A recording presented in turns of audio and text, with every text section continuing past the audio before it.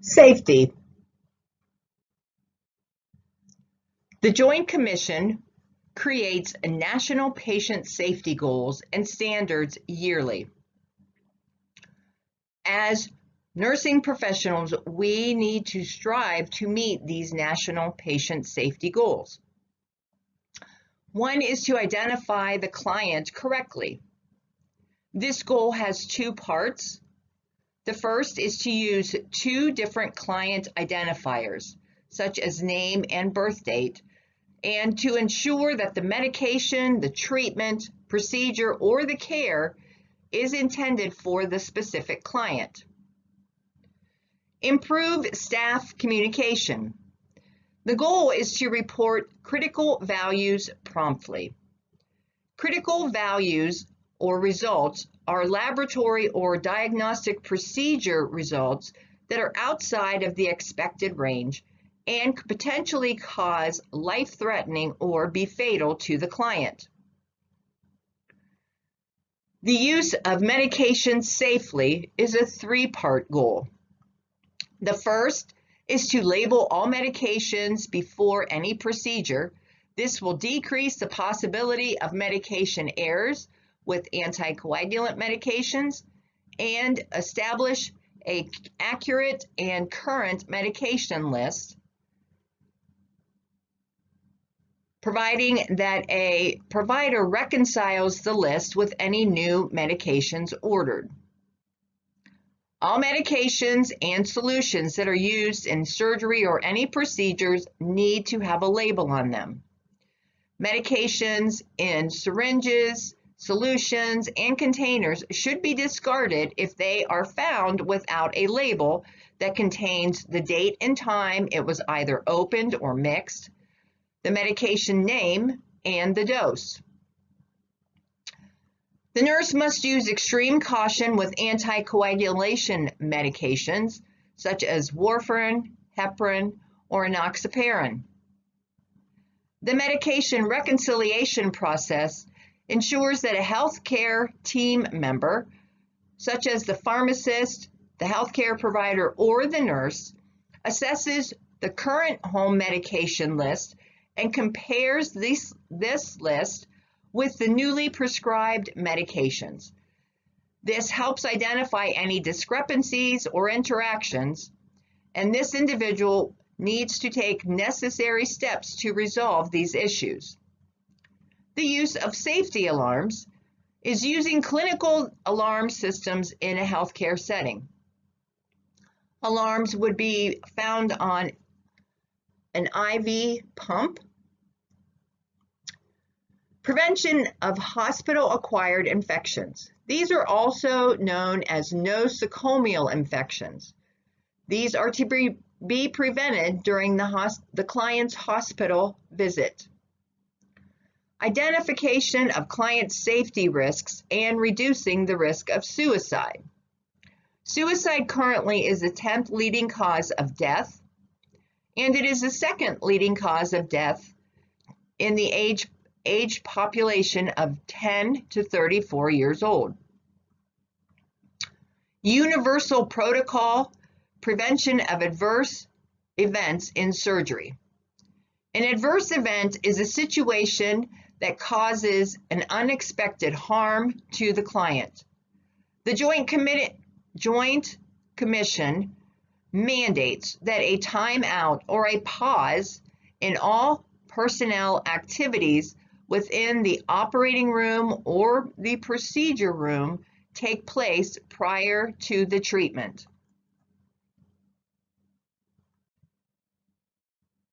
Transforming care at the bedside. This is a plan that includes having the nurses spend 70% of their time performing direct client care.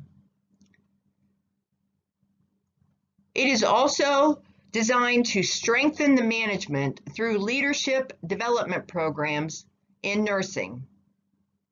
The hospital needs to implement a rapid response team for the facility's medical surgical units.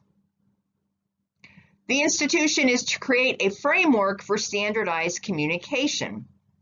This would be the SBAR. This stands for identity, situation, background, assessment, recommendation, and readback. For safety events, there are three various safety events that could occur. One is a near miss. This is a potential error or event that could cause harm to the client, but it was caught in time and avoided. An adverse event is a situation that did cause an unexpected harm to the client. A sentinel event is known as a never event.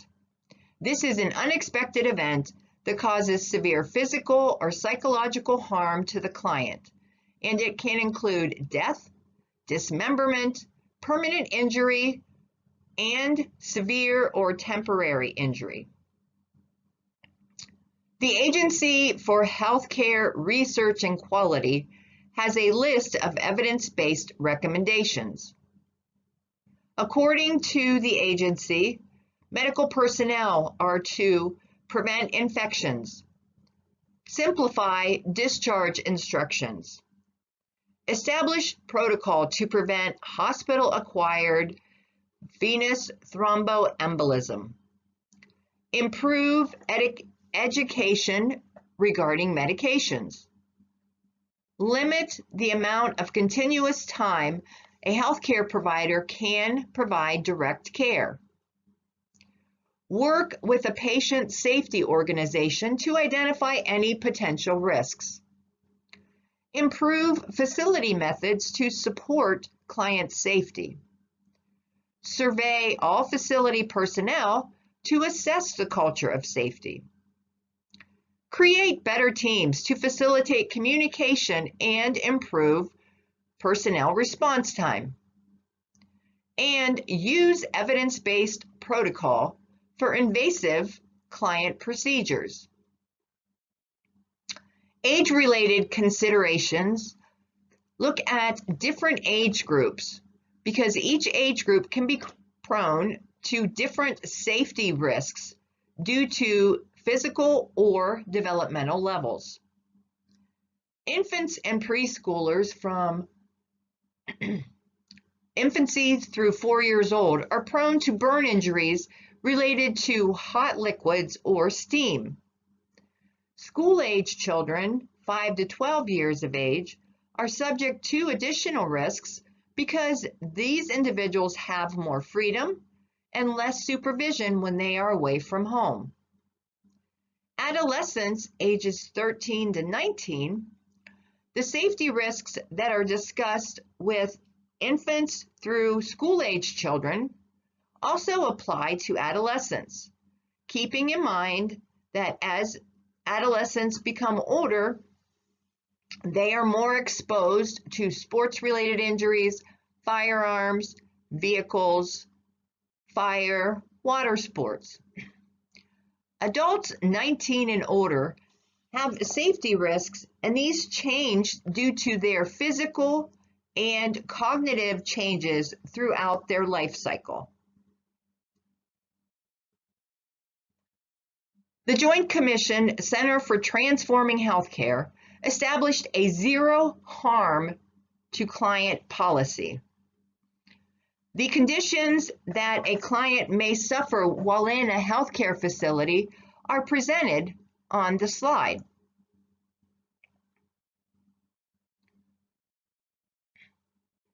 Also included would be a deep vein thrombosis. This is a blood clot inside of a deep vein, routinely the leg. If a DVT or deep vein thrombosis occurs within 3 to 6 months after a hospitalization, this makes it a hospital-acquired condition. A pressure injury, also known as a decubitus ulcer or a bed sore. This is due to sustained pressure on the skin and the tissues. If this occurs during a hospitalization, this is also considered a hospital-acquired injury. As nurses, we help with fall prevention and use universal fall precautions, including the use of non-skid footwear, making sure the bed is in low position and locking the wheels, using the brakes on wheelchairs, maintaining clutter-free or decreasing the amount of clutter in the environment, providing adequate lighting, placing the call light and the belongings within reach of the client. And the nurse is responsible for education related to fall prevention. This includes basic orientation to the facility's room and the call light system.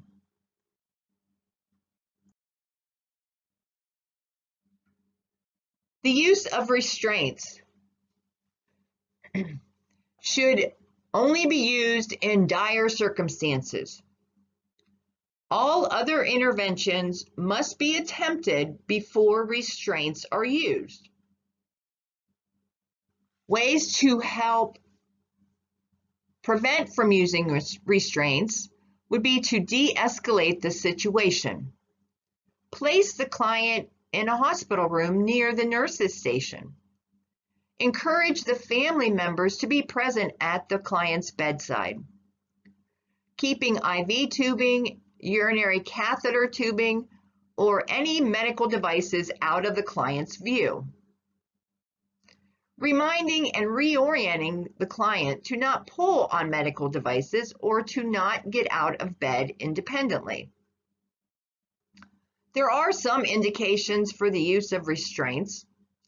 Restraints can provide safety and security for a client undergoing a procedure, both before the procedure and during the procedure. If the client is aggressive or combative, if the client is a danger to self or others. Once all alternatives have been exhausted, and the delay in applying the restraint could potentially cause significant harm or injury.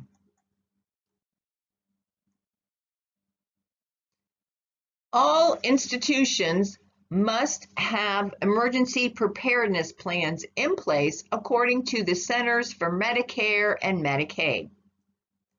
RACE is an acronym for fire safety. R is rescue. We assist in removing clients, visitors, employees who are in immediate danger of a fire. A is alarm. Activate the emergency fire alarm. C is contain the fire by closing doors and windows. This decreases the source of oxygen for the fire. E is extinguish. An attempt to extinguish small fires if the proper extinguisher is available and it is safe to use it. PASS is an acronym for fire extinguisher use. The P is for pull the pin out, which then breaks the tamper-resistant seal. A is for aim at the base of the fire while pointing the nozzle, horn, or hose to the lowest point of the fire.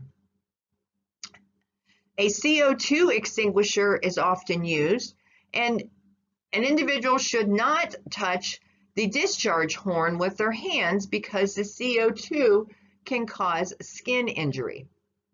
The S is for squeeze the handle to release the contents at the base of the fire. The second S is for sweep the base of the fire from spraying from side to side until the fire is extinguished. An emergency preparedness plan is critical for staff, and staff must be familiar with the disaster policies and procedures and know their specific role during an emergency situation.